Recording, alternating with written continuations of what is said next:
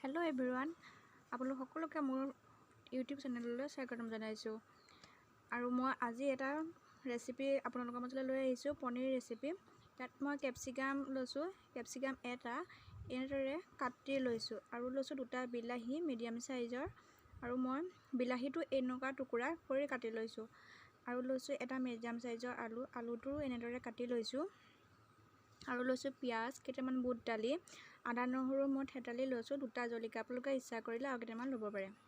আৰু লৈছোঁ এটা তেজপাত, লং, ইলাচি, ডালচেনি, অকণমান হালধি, অলপ জিৰা গুড়া, জালুকৰ গুড়া আৰু নিমখ। আৰু লৈছোঁ পনীৰ মই এনেদৰে টুকুৰা কৰি লৈছোঁ।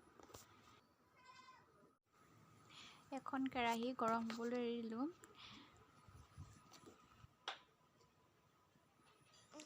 কেৰাহীখন গৰম হোৱাত তাত মই মিঠাতেল দি দিছোঁ। জোখমতে মিঠাতেল আপোনালোকে দি ল'ব পাৰে। তেলখিনি গৰম হোৱাত ইয়াত মই পনীৰখিনি ভাজি লৈছোঁ। আপোনালোকে ইচ্ছা কৰিলে পনীৰখিনি নভজাকৈও দিব পাৰে। মই অলপ ভাজি লৈছোঁ।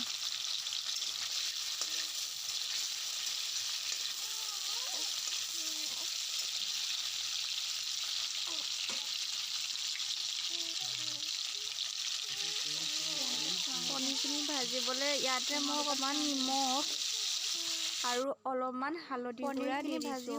সেই একেখন তেলতে মই এখিলা তেজপাত আৰু লং, ইলাচি, ডালচেনি দি লৈছোঁ আৰু পিঁয়াজখিনিও দি লোৱা হৈছে।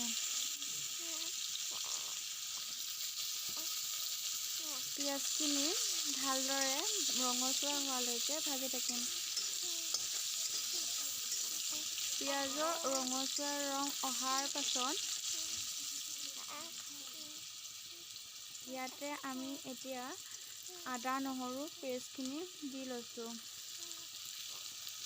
ভিডিঅ'টো যদি ভাল লাগে আপোনালোকে লাইক কৰিব, কমেণ্ট কৰিব আৰু শ্বেয়াৰ কৰিব। লগতে চেনেলটো ছাবস্ক্ৰাইব কৰি দিব।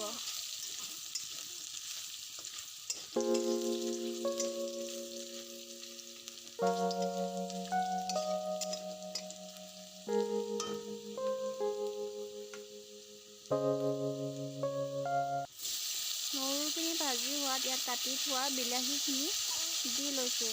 আপোনালোকে ইচ্ছা কৰিলে বিলাহীখিনি পেষ্ট বনাই ল'ব পাৰে।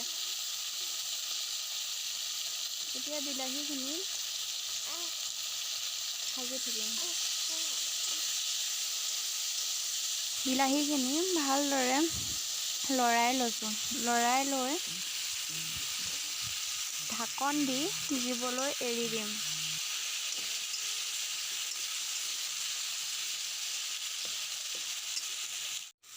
বিলাহীখিনি ভালদৰে সিজাৰ পিছত ইয়াতে জলকীয়া দুটা দি দিছোঁ আৰু দি দিছোঁ ইয়াতে নিমখ সোৱাদ অনুসৰি,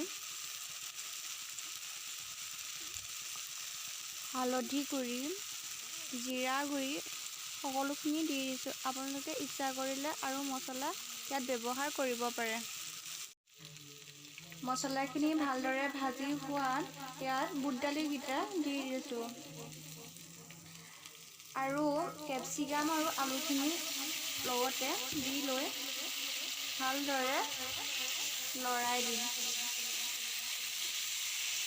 যাতে সকলোখিনি মিহলি হৈ যায় আৰু মছলাখিনি আলু আৰু কেপচিকামত লাগি যায়। ভালদৰে লৰাই দি ইয়াত মই ঢাকন দিম আৰু গেছটো ল' ফ্লেমত দি দিম। এবাৰ দুবাৰ ঢাকন খুলি লৰাই থাকিব, নতুবা দেৰি যোৱাৰ সম্ভাৱনা থাকে।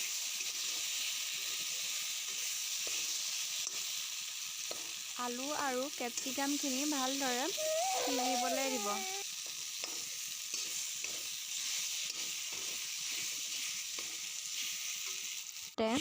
একাপ চাহ। আলু আৰু কেপচিকামখিনি সিজাৰ পিছত ইয়াতে পানী দি দিছোঁ। পানী দি ভালদৰে লৰাই দিছোঁ।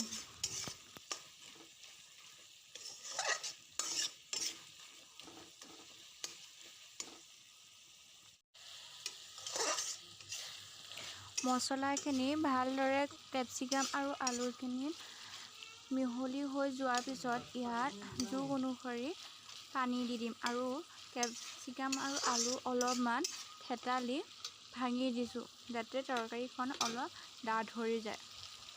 আৰু ইয়াত জোখমতে পানী দি দিছোঁ। মই অলপ পানী দি বনাইছোঁ। আপোনালোকে ইচ্ছা কৰিলে গ্ৰেভি টাইপত বনাবও পাৰে বা পানী কমকৈ দি বনাব পাৰে।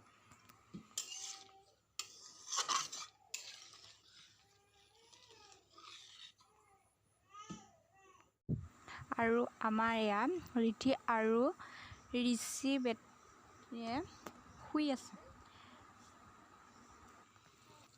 ভালদৰে উতল অহাত ইয়াত মই পনীৰখিনি দি দিছোঁ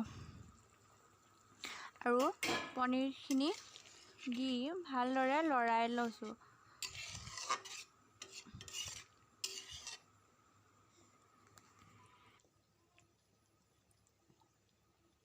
আৰু একেবাৰে শেষত জালুকৰ গুড়িখিনি দি দিছোঁ।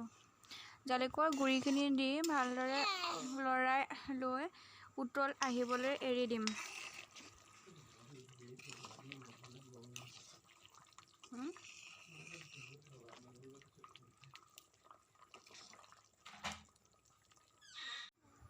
এয়া মোৰ পনীৰ চব্জি ৰেডি হৈ গ'ল। আপোনালোকে ইচ্ছা কৰিলে ভাল লাগিব, বনাই চাব পাৰে। আশা কৰোঁ ভিডিঅ'টো চাই আপোনালোকৰ ভাল লাগিলে।